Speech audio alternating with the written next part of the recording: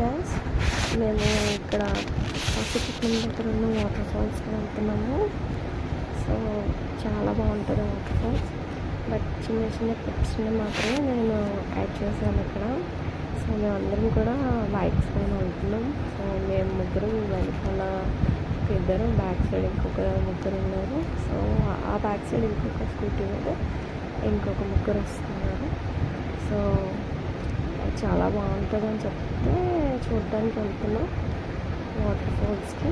So చూడండి, నచ్చితే ఒక like and subscribe and bell icon కూడా క్లిక్ చేయండి. నేను ఇలాంటి వీడియోస్ చాలా పోస్ట్ చేస్తే మీకే ఫస్ట్ వస్తాయి. సో నచ్చుతుంది నా వీడియో అని నేను అనుకుంటున్నాను.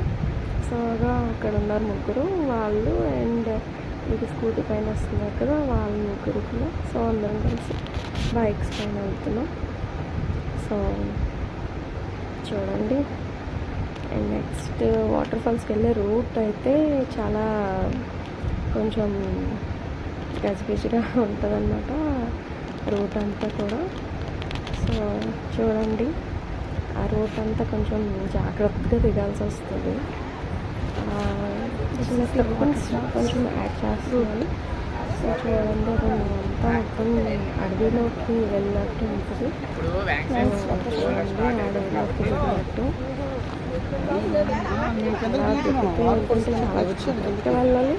అండ్ రాళ్ళవి ఇక్కడ చాలా ఉన్నాయి. సో వాటర్ ఫాల్స్ మాత్రం ఎక్సలెంట్గా ఉంది.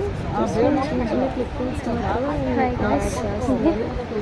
సో వాటర్ ఫాల్స్ ఇక్కడి నుంచి కిందకి వచ్చేసిన తర్వాత అక్కడి నుంచి ఎంట్రన్స్ అనమాట. సో అలా లోపలికి వెళ్తే మంచిగా వాటర్ ఫాల్స్ బాగుంది.